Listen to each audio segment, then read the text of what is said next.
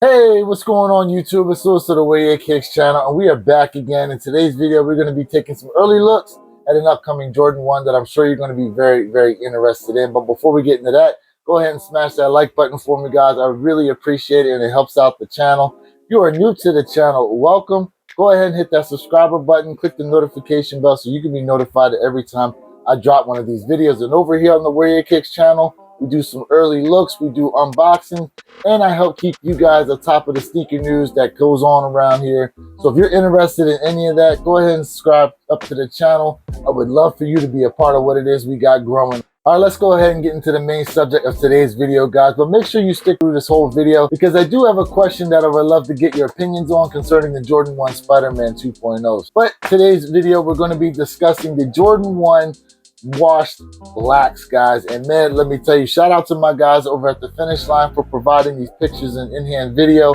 of the sneaker so I can bring it to you guys for an early look. But man, let me tell you, the quality and build of this sneaker is really, really nice. And if you recall, we got these guys here a few weeks ago. This is the women's Jordan 1 washed pinks. Well, guess what?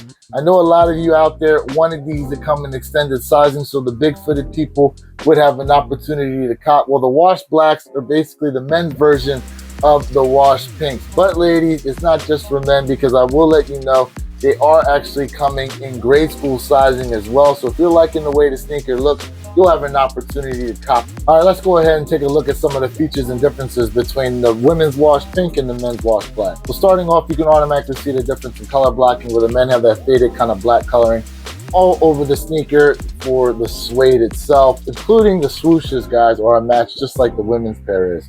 Now the side paneling and the toe box here is a white leather just like the men's pair has. And if you flip around here to the outsole, you do have a pink outsole, but on the men's pair, you actually have a black outsole. Now the midsole on the ladies pair is a deep sail, while the men's pair is sail also, but it's a little bit lighter. And flip around here to the tongue itself. You see the ladies have a more sail tongue and the men have a kind of grayish tongue to match the color blocking of the shoe a little bit better. And then coming up here to the tongue tag, you see the ladies have a white tag with pink lettering. Well, the men have a black tag with red lettering.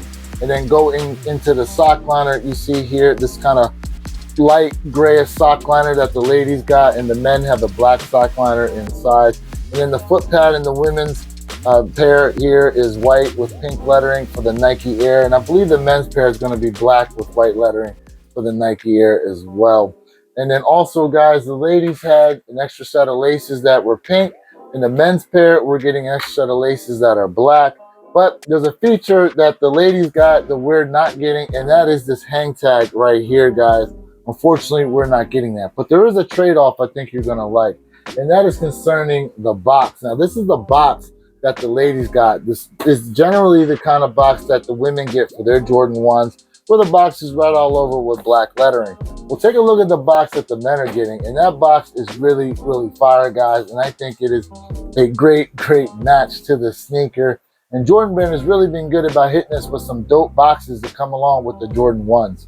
So if you're someone who likes to keep their sneakers in the box, this is great because now you'll be able to differentiate what it is you got without having to pull the shoes out to even see what it is.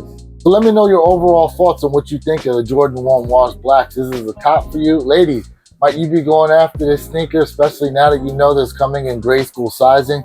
I have to say, for me, this was always going to be a cop once I saw them a few months back, actually, when we first got images on them, guys.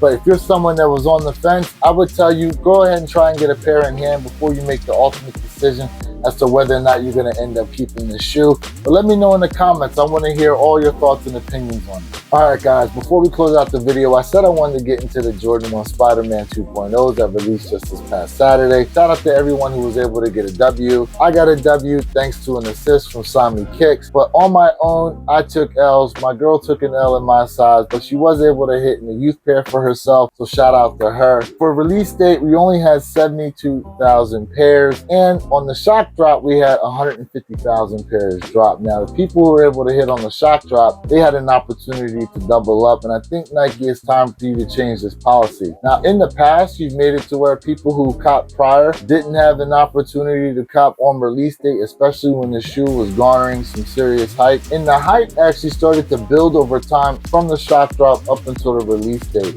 Now, initially, yeah, the resale prices dipped on them after the shock drop released, but with the storytelling, the pictures, the videos, and everyone talking about them, the hype started to go up. And I think now we need to make it to where if you take an L during the shock drop, that you should only compete against other people who took L's during that time as well, not people who already took W's. Those are just my thoughts and opinions. I would love to hear what it is you guys have to say about the policy and if whether or not you think Nike should go ahead and change it. In any case, this is Lewis of the Wear Your Kicks channel reminding you that every day is a great day to wear your kicks.